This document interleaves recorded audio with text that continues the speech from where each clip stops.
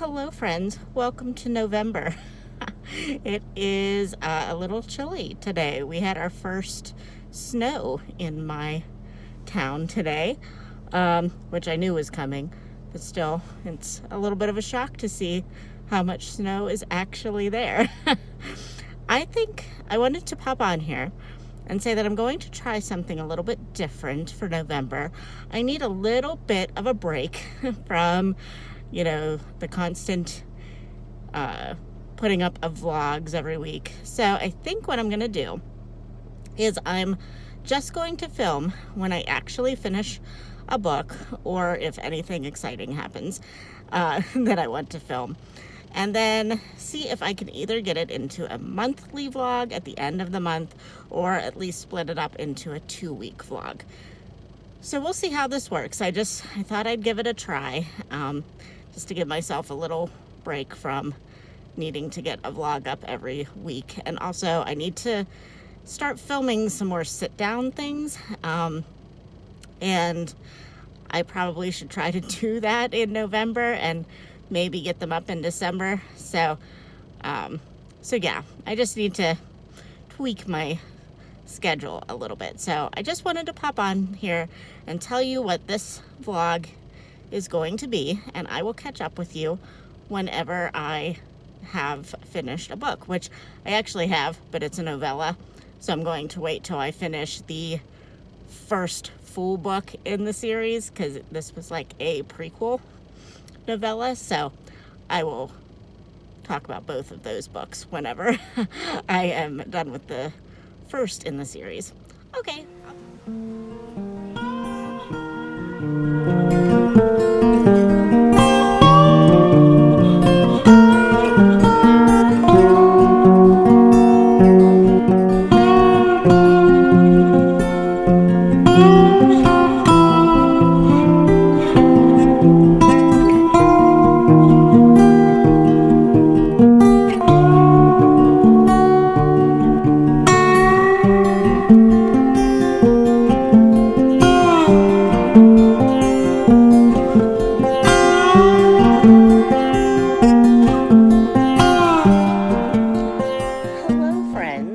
It is many days later.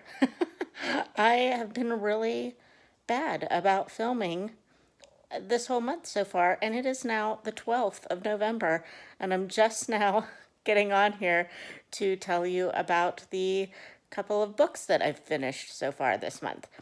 So let's start with the first thing that I finished, and that was Battleground by Jim Butcher. And this is the 16th book, I believe, in the Dresden Files series. It is the most recent book that is out in the series. It came out on, right on the heels of the last book, Peace Talks. It came out a month after the 15th book. And that kind of scared me. I thought, oh crap, this is going to be the last book in the series. Bad things are going to happen, and then I'm going to have no more Harry Dresden. I was really worried that this book was going to be the last book, but it does not appear that it is. I've heard from Linda, from Linda's World of Books, she is also listening to the series, that it is potentially going to be a 20-book series. So we at least have 4 more books, so that's good. But my coworker listens to these before I get to listen to them, because I use his Audible account to listen to them. And he's the one that got me into the series. So he's funny because he will listen to them and he'll come into work and he'll like something really bad happened in this book. I'm just going to say that. But I came back from lunch one day and he was sitting at his desk and I could see him as I come through the door. And he just looks at me. He's like, "Oh my God, Lorraine." And I thought something really bad happened at work. I'm like, "Oh my gosh, what?" And he's like, "This book, oh my gosh." I just started laughing. I was like, "Oh my goodness! I thought somebody in real life got hurt or died or something just by his reaction." But let me tell you that this book, without giving any spoilers, made me tear up twice. One for a very, very bad reason, and one for a really nice, hopeful reason. So, and that part probably made me cry more because I don't generally cry in books. I'll get a little choked up. This one definitely made me that part definitely made me like actual tears were coming down. So, but yeah, this one was a really fast paced, really good book. And if you, I have heard various people talking on about this series, and most everybody thinks Harry Dresden is a chauvinist. I do not feel that way. I think that he is chivalrous, which I believe is a very different thing. Personally, I don't think that's a bad thing. Um, but I also think that the more you go into the series, you see that he doesn't think that women can't do things. Like it's definitely not the case, and there are very very strong women characters in this, and I just think that it's a very realistic view of um, the relationship of men and women mostly, or uh, at least in the circles that I run in.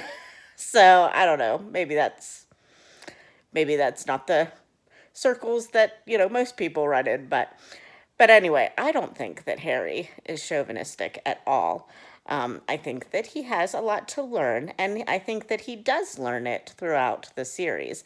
So if you're like on the fence about Harry at the beginning of the series, you really should keep going because it gets really good. Harry definitely has a journey that he goes on in a lot of ways.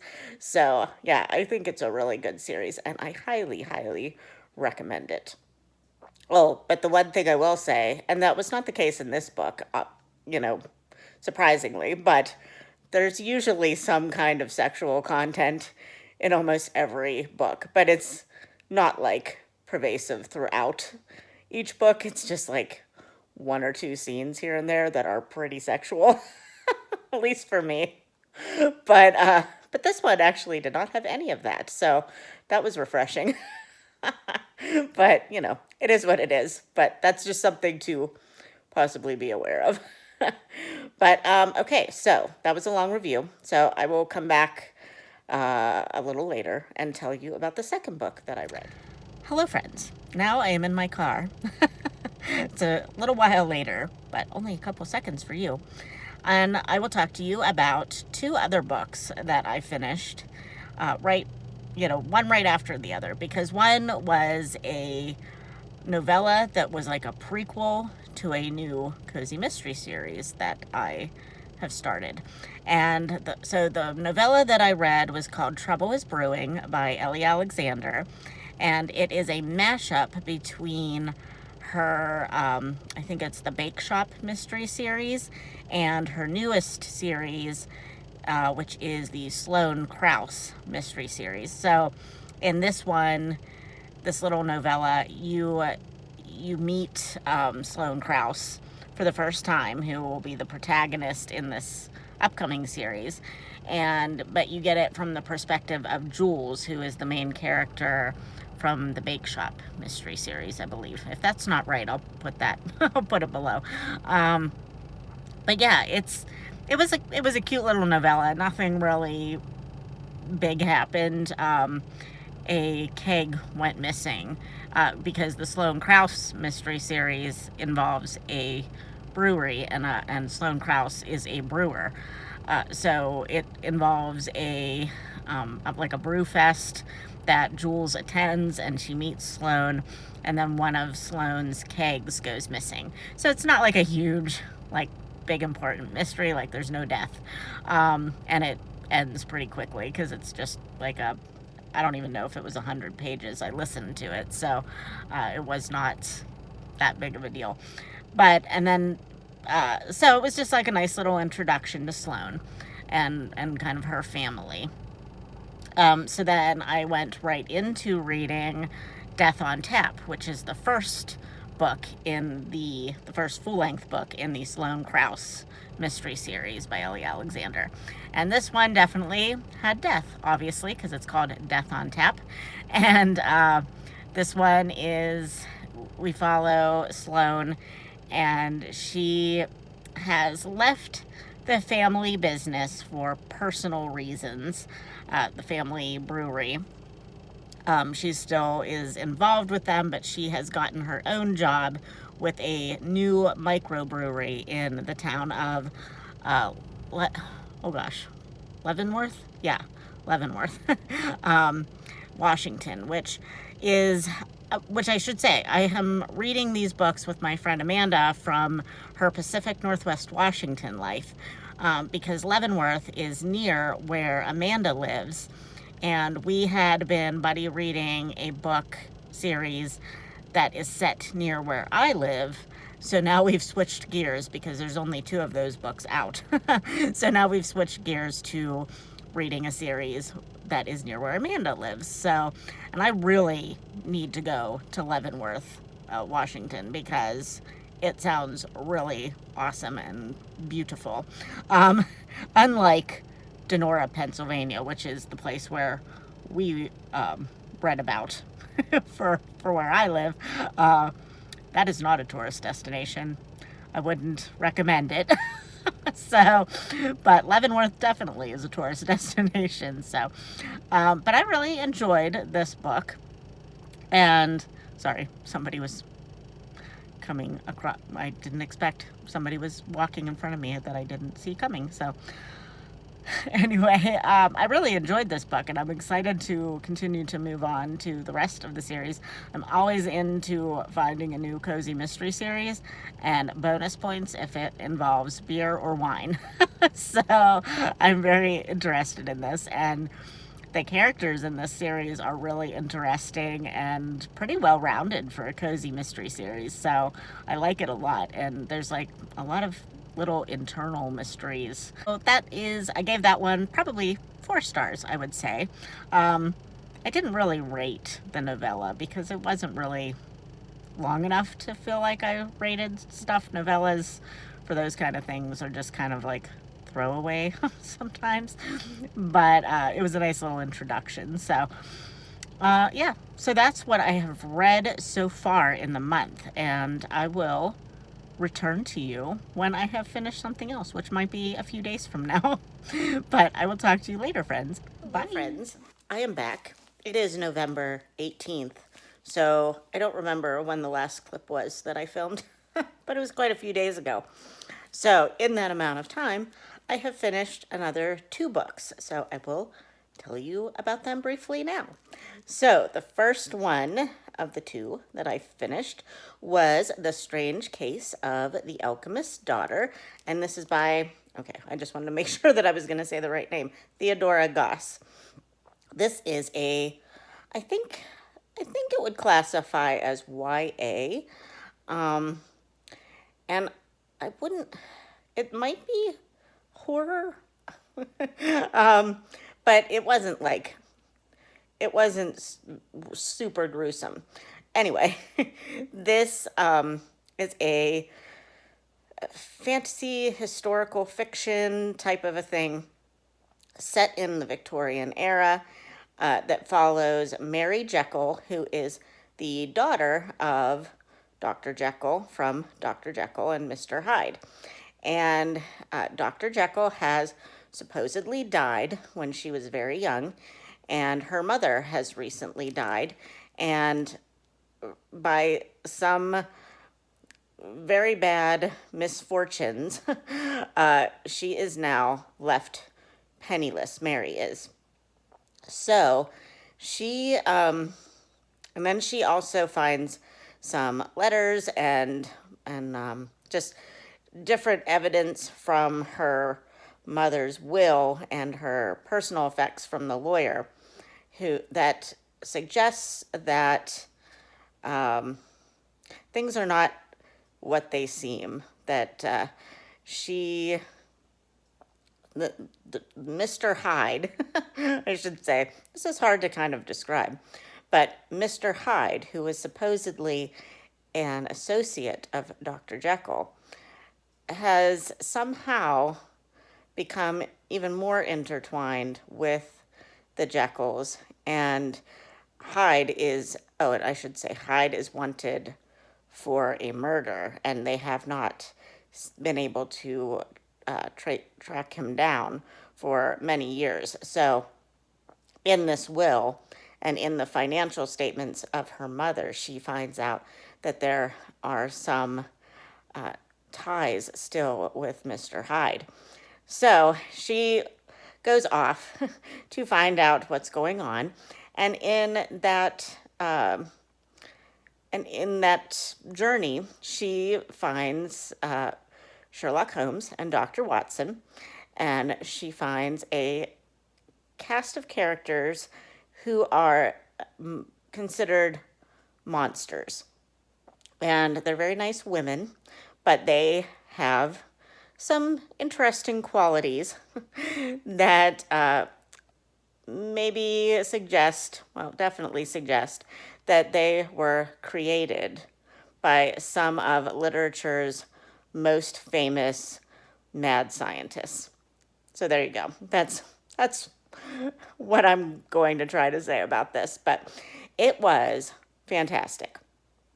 I would say that the writing style is a little bit difficult to get used to. She uses kind of an experimental style, I guess, where she interjects the all the all the other characters throughout the book, like with asides, and but she actually puts them in the book. And at first, you have no idea who these people are, so you're seeing them referenced, and you're like, "Well, who is that? Where we haven't even like met that person yet." And you're thinking you missed something, but you're only like on the first chapter, so how the heck could you miss something? So it does take a little bit to get used to, but the style gets explained, and it's kind of snarky, which I like. And it was funny and fast paced. There was a lot of action and intrigue and mystery involved. I loved the characters of Holmes and Watson and what they brought to the story. I can't say who my favorite characters were because they all had something likable about them.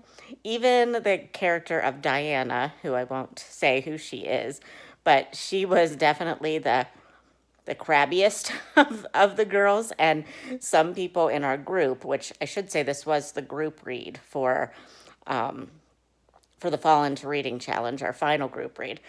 Some ladies that were in the group chat did not like Diana, but I actually liked her element to the story. I mean, I probably wouldn't like her in real life. I'd probably want to smack her, but she added a fun element to the story. So that was the first of the two that I read. And the most recent book that I read was The Witch of Blackbird Pond by Elizabeth George Spear. I never actually looked at who wrote that. So this was our read for the Bitter Single Ladies Read Romance this month for November, which is a book club that my friend Angie from Literary Labors and I started this year. And this is not technically a romance. It is a middle grade young YA book that has won a Newbery Award. And whenever Angie first picked it, I was like, well, that's not what we consider romance, but I mean, that's fine. It's our book club. We can do what we want. But as I was reading it, I was thinking, uh-oh, where's the romance going to come into play with this, But it does come into play, and it is really sweet. This is a Puritan historical fiction about a girl from Barbados who uh, flees her her island um, because she has become impoverished. So both of these books are about women who were recently impoverished. And she has an aunt in Connecticut, I think this is. And she has never met her, but it's her mother's sister. And she's always heard wonderful things about her. So she is thinking that this aunt is just going to welcome her with open arms, but she knows nothing about the Puritan life. She does not subscribe to the Puritan life. This girl, whose name is Kit. And while her aunt does welcome her with open arms, her husband and the rest of the town that she is going to do not so much. And then because she doesn't really understand their ways and doesn't, really accept them, she gets herself into trouble by associating with somebody who the town views as a witch. And then she gets accused of being a witch as well. So, yeah, it's just for a middle grade novel. There was nothing like super scary about it or anything. It was definitely, I would call it upper middle grade, lower YA. Because it had some like, scary themes in it, being accused of being a witch and the tortures that like, think Salem witch trials, that kind of thing. So like, I wouldn't give this to like a 9-year-old, but but the romance, and then there was some romance involved in this, but as you can imagine, it was very clean, very sweet. There were actually multiple romances in this, and at one point I thought it was going to be like a love square with Kit and like several of the men in the town, because she is like a different kind of a girl. She likes to dress up and she's just, kind of wild. She's definitely intriguing to the men of the village, who they basically just have their straight-laced Puritan women to deal with. So, yeah, there's definitely a good amount of romance, and not even just with Kit.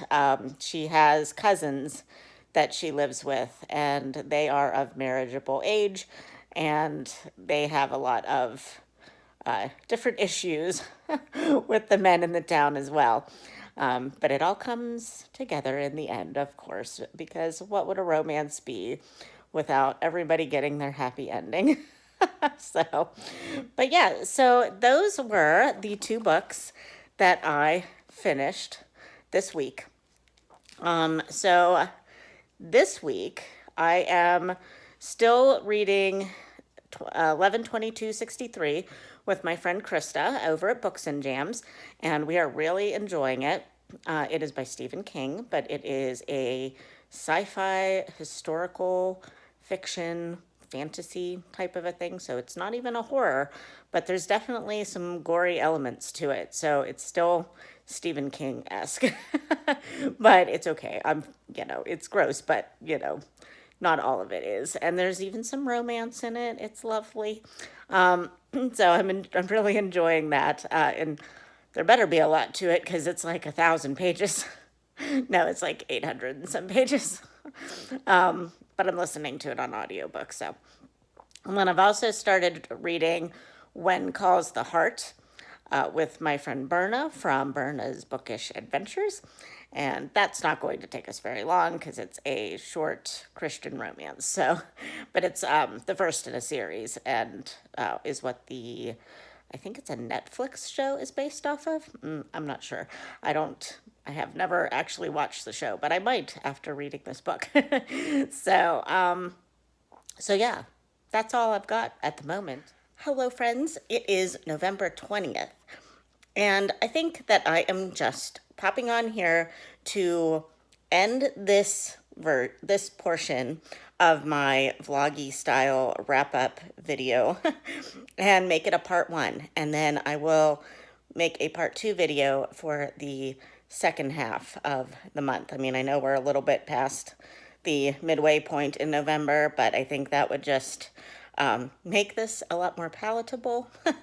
And I haven't put up any videos this month other than Angie and my live stream that we did for Bitter Single Ladies Read Romance. So, and that was intentional. I'm just kind of taking it easy in November because I obviously have a lot of, I'm not doing Vlogmas, but everybody puts out the end of the year videos. So I just wanted to kind of take it easy in November to gear up for December. So that is to say, we're done here, and I will have a part 2 video at the end of November. And I will talk to you in my next video.